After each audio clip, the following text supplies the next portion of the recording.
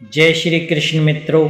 श्री कृष्ण कहते हैं, जब कोई तुम्हें दुख देता है, जब कोई तुम्हारे साथ छल करता है, जब तुम्हारे कर्म सच्चे होते हुए भी तुम्हें तिरस्कार मिलता है, तब मन कहता है क्या इंसाफ नाम की कोई चीज़ बची है इस दुनिया में। पर ठहरो, क्योंकि जो तू करेगा वही लौटेगा। ये कोई श्राप नहीं, ये ईश्वर का अटल विधान है। समय भले मौन हो पर उसका न्याय अचूक होता है। किसी के साथ तुम जैसा करोगे वैसा ही लौट कर आएगा, कभी सौगात बनकर, कभी चोट बनकर। इसलिए मेरा आपसे हाथ जोड़कर निवेदन है, कृपया इस वीडियो को अंत तक जरूर सुनिए, बीच में एक पल को भी मत छोड़िए। और अगर दिल के किसी कोने में कुछ भी स्पर्श हो तो सच्चे दिल से कमेंट में जय श्री कृष्णा जरूर लिखिए। विश्वास मानिए, आपका ये एक शब्द इसी दिव्य वातावरण के साथ भगवान श्री कृष्ण तक जरूर पहुँचेगा। और फिर देखना आपकी किस्मत कैसे करवट बदलती है। तो आइए अब इस दिव्य यात्रा को प्रारंभ करते हैं। महाभारत का युद्ध समाप्त हो चुका था, रक्त की नदियां बह चुकी थी, पांडव विजय हुए, लेकिन उनके भीतर शांति नहीं थी। कौरवों की मृत्यु का शोक, भीष्म पितामह का वियोग और सबसे अधिक धृतराष्ट्र की पीड़ा उन्हें भीतर से कचोटती थी।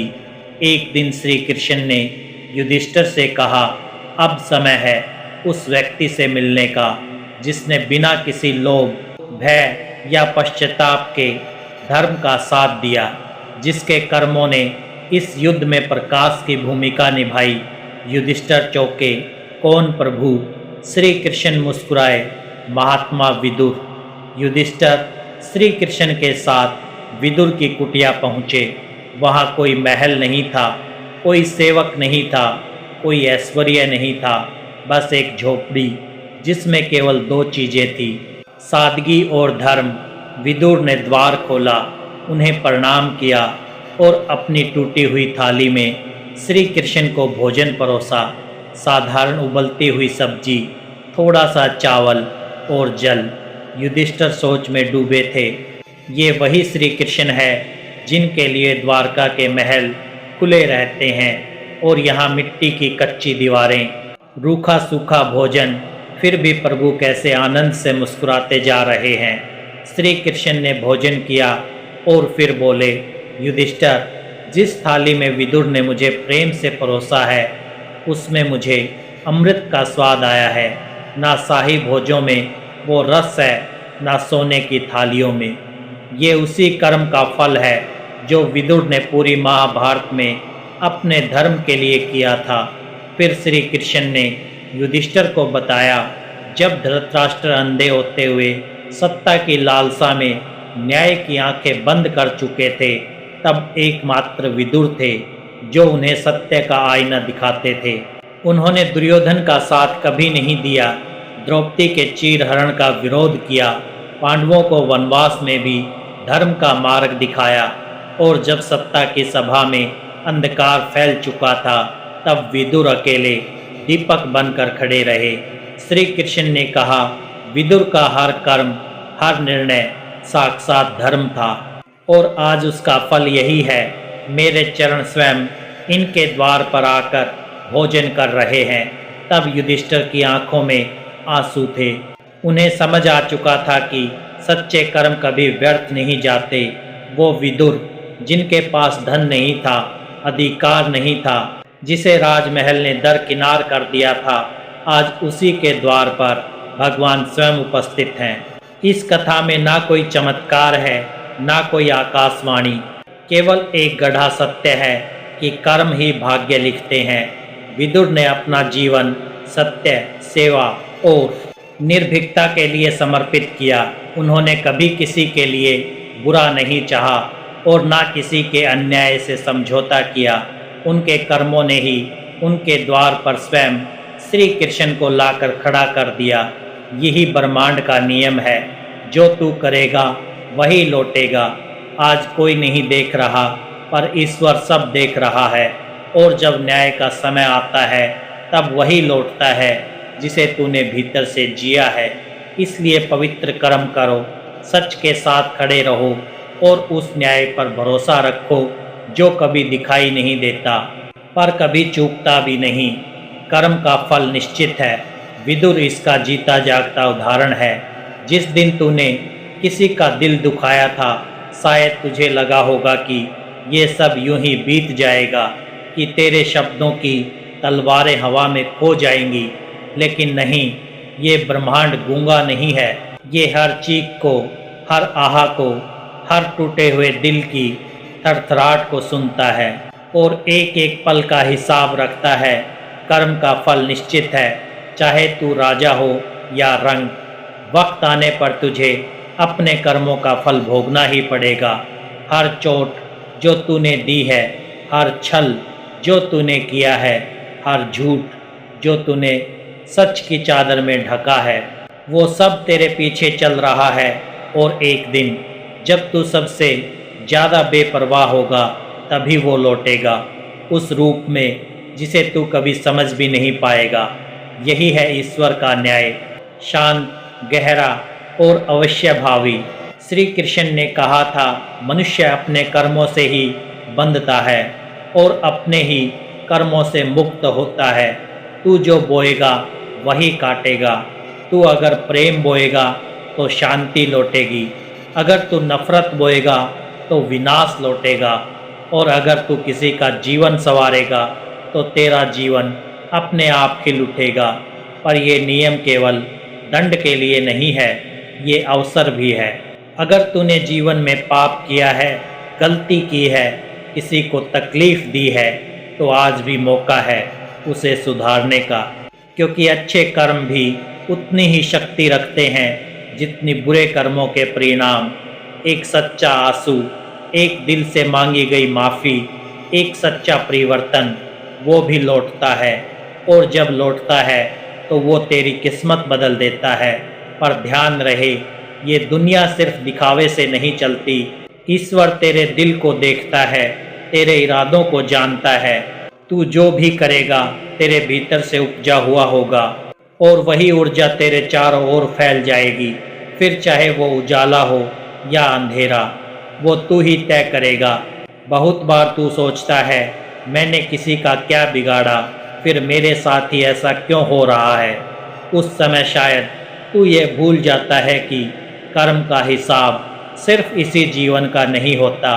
तेरे पिछले जन्मों के भी बीज आज फल बनकर सामने आते हैं और तू उन्हें काटता है, चाहे तुझे याद हो या ना हो। पर श्री कृष्ण की यही लीला है।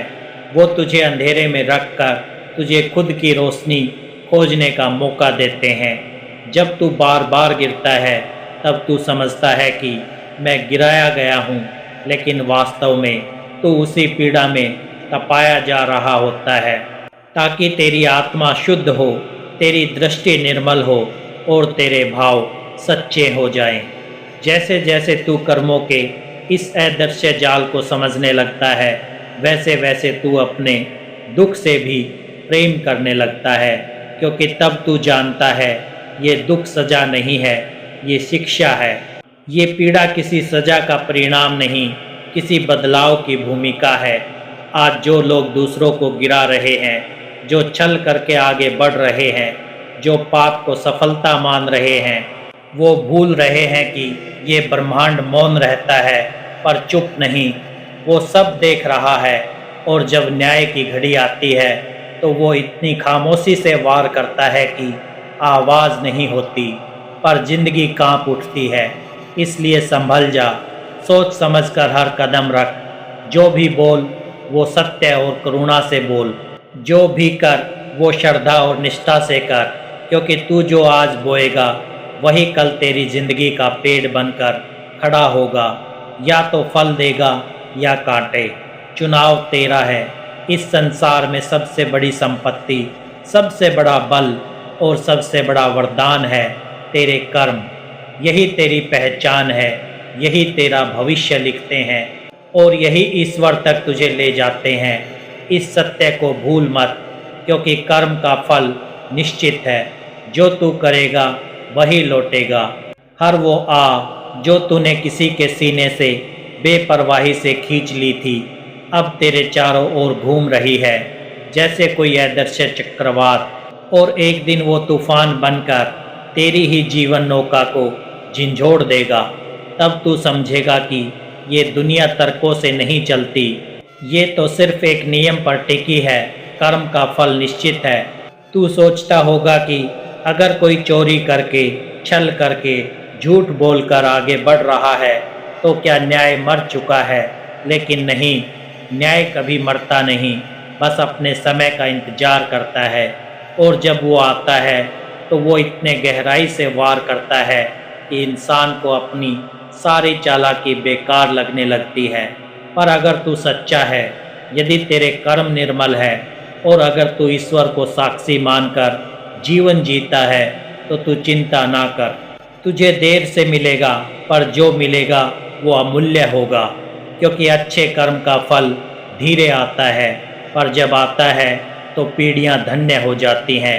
जिसने दूसरों की आंखों में आंसू दिए हैं उसे ये जान लेना चाहिए कि वो अपने ही भविष्य के रंग चुराकर अंधेरा बुन रहा है, और जिसने किसी के आंसू पोंछे हैं वो अपने भविष्य में रोशनी के दीप जला रहा है।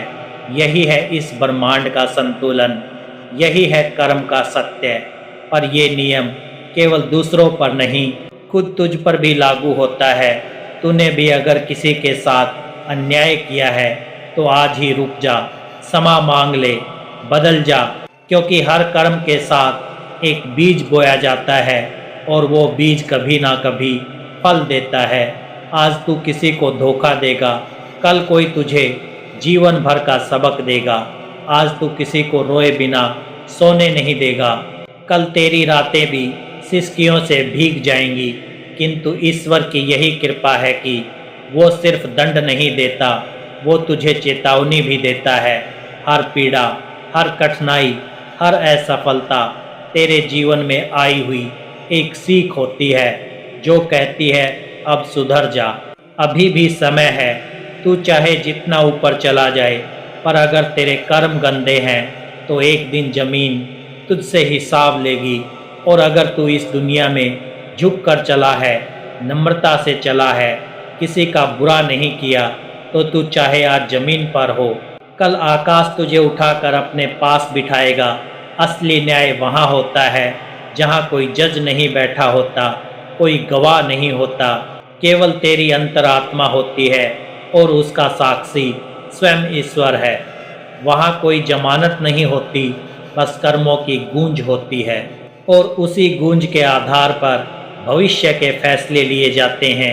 इसलिए किसी को छोटा मत समझ, किसी की तकलीफ को हल्का मत आंक, किसी के दुख का मजाक मत बना, क्योंकि जो आज दूसरों के लिए तू करेगा वही कल तेरे लिए संसार करेगा।